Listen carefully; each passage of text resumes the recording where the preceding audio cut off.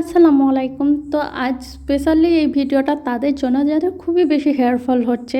আর maximum ১০০ জনের মধ্যে তো ৯০ জনের এই সমস্যায় ভুগছে, চুল ওঠার সমস্যায়।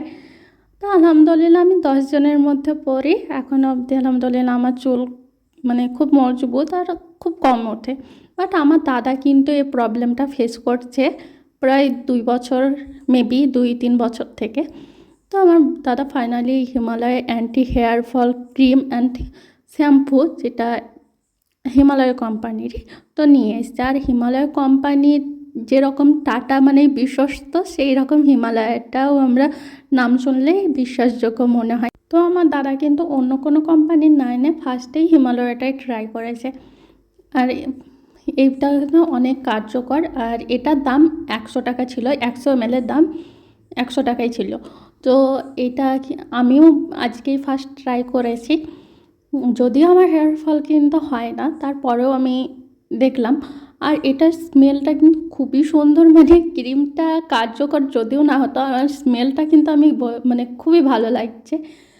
আর আমি কিন্তু এইভাবে স্প্রে ম্যাসাজ করে করে দিচ্ছিলাম। তোমরাও যারা দেবা তারা কিন্তু স্নানের ১ ঘন্টা আগে এইভাবে একটু দিয়ে ম্যাসাজ করে নেবা মাথার মধ্যে।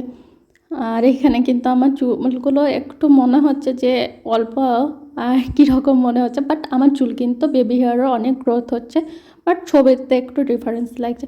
আর আমার কিন্তু কয়েক মাস থেকে খুবই বেশি খুশকি হয়েছিল, যেটাকে ড্যান্ড্রাফও বলে। তো আমি কিন্তু এই যে জলটা দেখছো, এটা আমি ঘরোয়াভাবেই বানিয়েছি। আর এটা দিয়েও অনেক কার্যকর হয়।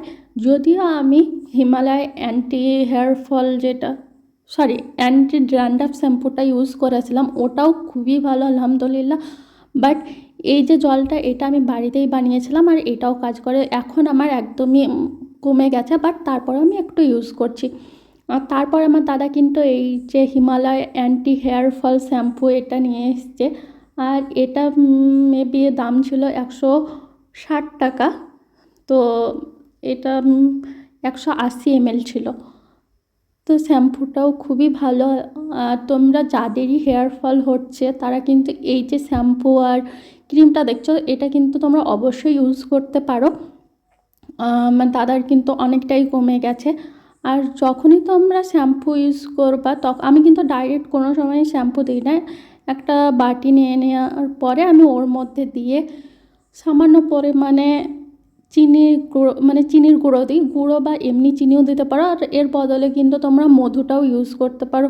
বাট আমার বাজেট কম, তো আমি চিনিটা ইউজ করছি। তো তোমাদের যেটা মেবি সুবিধা মনে হবে সেইভাবে তোমরা ইউজ করবা। তারপরে নর্মাল জলে ইউজ করতে পারো, বাট আমি এখানে কিন্তু হালকা যে মাড় থাকে, যখন ভাতটা প্রায় 50% হয়ে যায় তখন জলটা তুলে নিই, তারপরে ওই জলটাই আমি ইউজ করি। আর এটা কিন্তু আমি মুখেও ইউজ করি, খুবই ভালো চুলের জন্য আর ফেসের জন্য।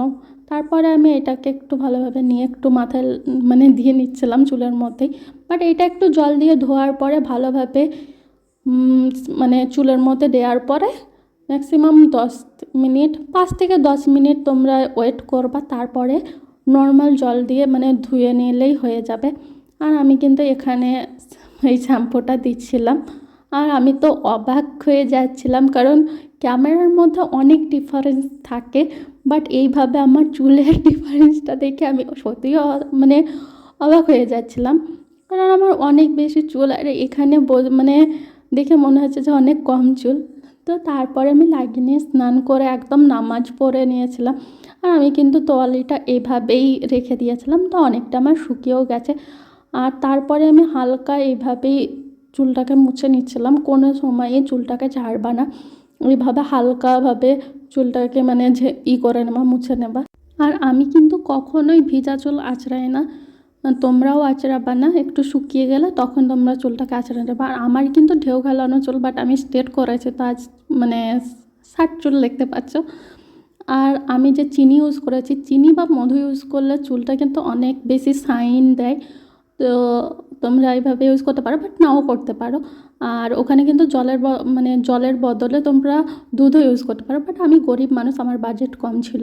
আর আমার চুল কিন্তু এমনিতেই অনেক সিল্কি, আমার কিন্তু কোনো সিল্ক অ্যান্ড শাইন দেওয়া লাগে না, দেখতেই পাচ্ছ। তোমাদেরকে এক সময় আমি আমার রুটিন শেয়ার করবো ইনশাল্লাহ।